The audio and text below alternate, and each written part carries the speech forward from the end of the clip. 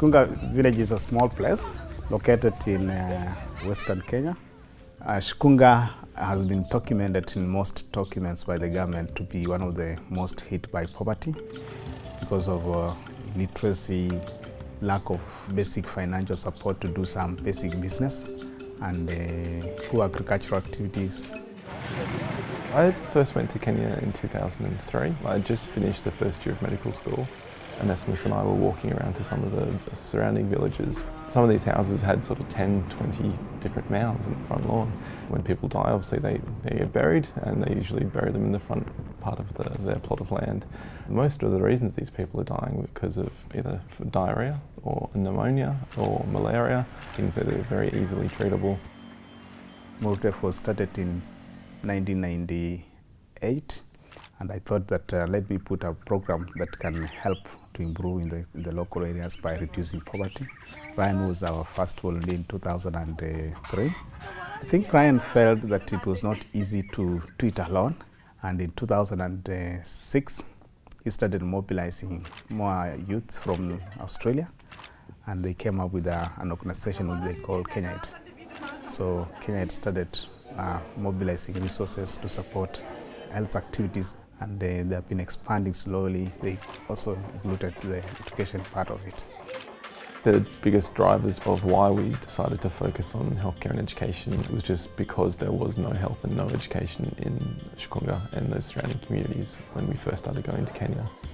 We have a focus on child health and women's health because I think that makes the biggest impact in a community, looking after those two groups. Kenya is very flexible. Because we're small, we can make decisions a lot quicker. We can definitely work with the NSMIS a lot closer, and rather than imposing our view on what education should be or healthcare should be, what does the community feel like it should be?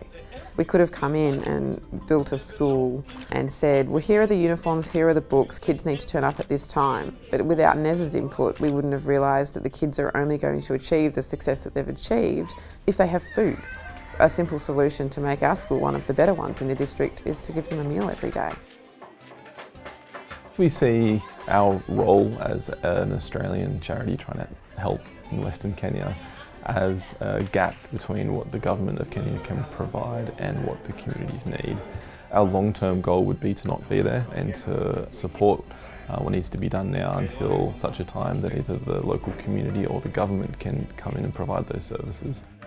All of our programs are brought to us by the community, and they're community focused. Things that make a big difference in terms of infectious disease, antibiotics, mosquito nets, clean water is not something that requires a lot of infrastructure or a lot of funds to get off the ground. Apart from just giving money, they make sure that they're helping us also to have proper management skills and to assess the real needs of the community as we move forward. Coming from raising 10, 20, 50 bucks whenever we could and sending that money over to help to buy some extra medication for that small clinic that we started in, to having the hospital and the school running in 10 years. It's just exciting to think if we're starting from here, where we're going to go in the next 10 years. I'd like to see sort of smaller satellite clinics set up in other surrounding communities which can feed into the hospital as a referral service, and set up a healthcare service, a healthcare network within Western Kenya.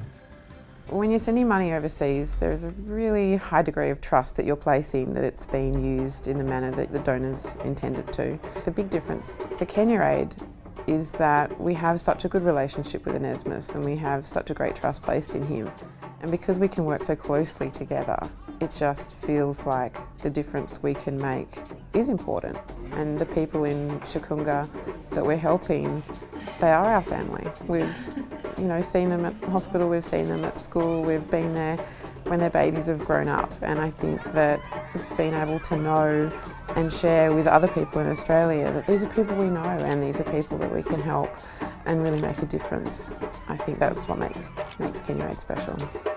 On behalf of the entire MURDEF community and the entire community for Shikunga and surrounding, we want to say a big thank you to Kenya Aid team.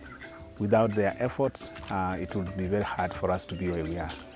We require their technical support, we require their material support, and we require financial support to continue supporting the entire community.